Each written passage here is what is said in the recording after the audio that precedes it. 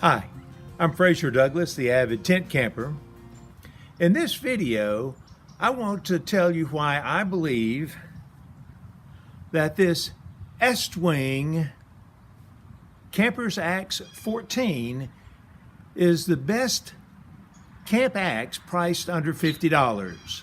Over the past 10 years, I have used about 50 different axes to split cordwood and perform other routine basic tent camping chores. And I have posted a few video reviews of some of these axes here on this modern tent camping video channel. Here are a few axes that I have recently used. About 2 years ago, I tested this 14-inch Estwing sportsman axe and read several articles about it so that I could post a video review. In that review, I noted that Estwing also made a 16-inch camper's axe, a 26-inch camper's axe, and a 14-inch Fireside Friend splitting maul. In preparing for that video review, I also discovered that Estwing made a 14-inch camper's axe with a nylon grip that I had never seen before. So I began looking for it in my local stores, but could never find one. Eventually, I decided to buy one off of eBay for $40. Although it was moderately sharp when it arrived, I decided to use a coarse bastard file to file down the bit just a little bit, and then I used a mill bastard file to put a sharp edge on it. And then I started splitting cordwood. So now let me summarize some of its features. This axe is 14 inches long and weighs 2 pounds 3 ounces. Although its weight is just slightly above a wooden handled axe, most of this weight appears to be centered in the handle, and the head appears to weigh less than 1 pound. Since the head and the shaft are made from a single piece of steel, you don't have to worry about the head coming loose and flying off and hurting someone. And since the shaft is made from steel, you don't have to worry about overstrike damage or having to replace the handle ever in its lifetime. The entire head is hardened, and so it can be batoned like a wedge through a piece of wood, and it can be used to drive in metal tent stakes. The head has a tent stake pulling notch, which is just perfect for the nail spikes that I typically use. The nylon grip is much more comfortable than the leather washer grip that was on the sportsman's axe. It is also available in blue and black. But the handle circumference is quite a bit larger than the handle of a similar sized wooden handled axe, and that could be a problem for anyone with small hands. The feature that I like most about this axe is that it has a deep concave curvature along the center line and a nearly flat surface across the perpendicular line. Consequently, the bit will sink deep into a piece of cordwood and will stick there so that you can easily baton it the rest of the way through. And finally, this is one of the few axes priced under $50 that comes with a fairly nice sheath. So let's see how it performs. I'll be splitting this heavy piece of hardwood. It's about 16 inches long, 7 inches across, and about 5 inches deep. I'll wear a pair of gloves to prevent splinters, pinches to my fingers, and the shock from hitting this hard piece of wood. It's not going to be easy to split this piece of cordwood. My strategy is going to be to hit it and try to develop a crack right in the center with my axe stuck in the crack.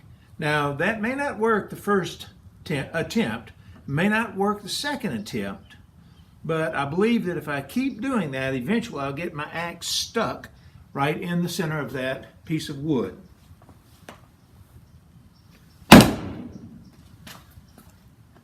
Not much of a crack there.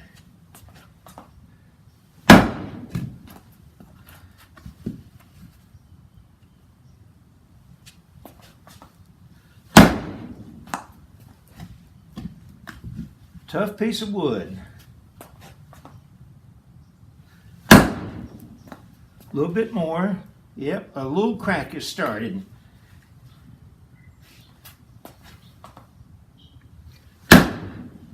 Okay, I believe I've got a crack now. And you can see my axe is stuck in there, and there's a little crack. There's a little crack that started right down there. Now I'm going to turn this piece of wood upside down and drop it on the axe.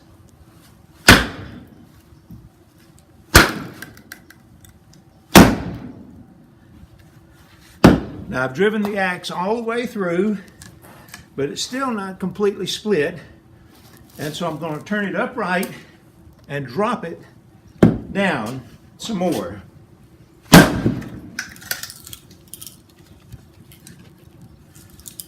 And we've got the first split.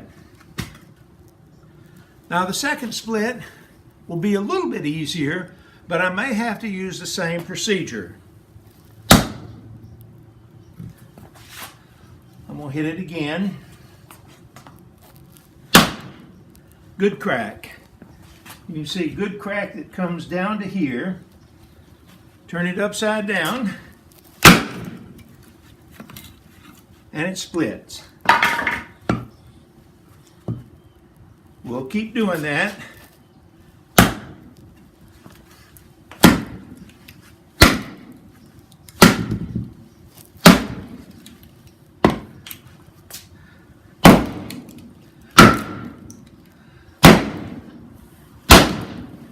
Now, if that piece of wood slides up toward the handle, I don't have to remove my axe because my handle's made out of steel. I can just keep pounding it and split it like so. Now, when I get a small piece like this, I'm going to use my side splitting technique.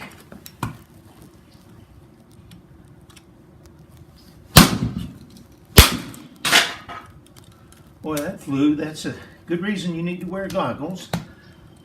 Okay, eye protection. Okay, side splitting technique.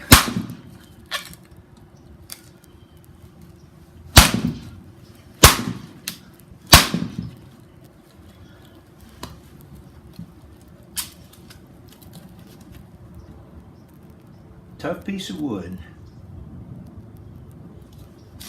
Put it down in that crack.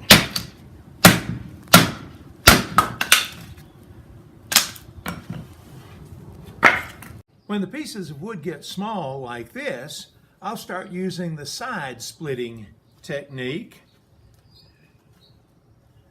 for better accuracy.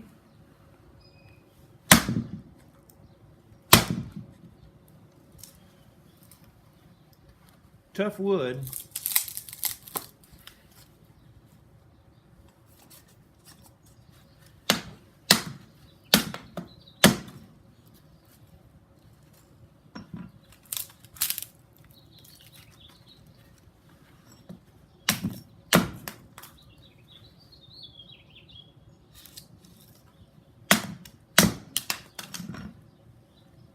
And that's good size for starting a fire.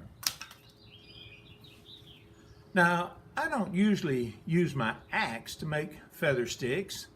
If I need a feather stick, I'll typically use my knife. But since a lot of people on YouTube videos show them using their axe to make a feather stick, I want to show you what this one can do.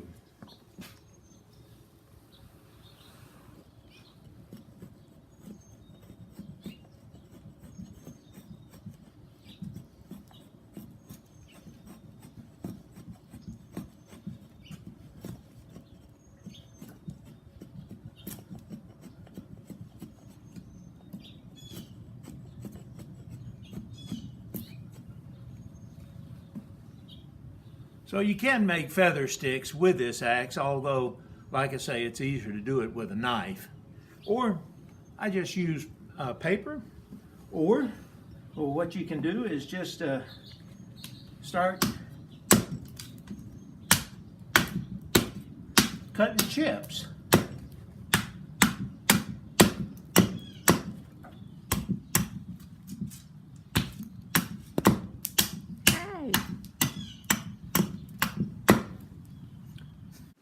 Before concluding, let me mention one important limitation. It is just not as comfortable to use as a wooden handle axe.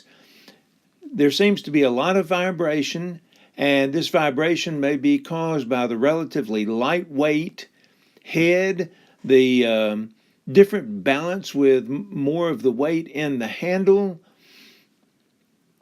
or just the metal handle itself. But the strengths of this axe greatly outweigh this one limitation. Well, I hope this video helps you decide whether the 14-inch Estwing camper's axe is well suited for your particular camping style. For more information about camp axes, please visit my website, www.basictentcamping.com. Remember, take more trips, travel further, visit more attractions, and save money. Go tent camping.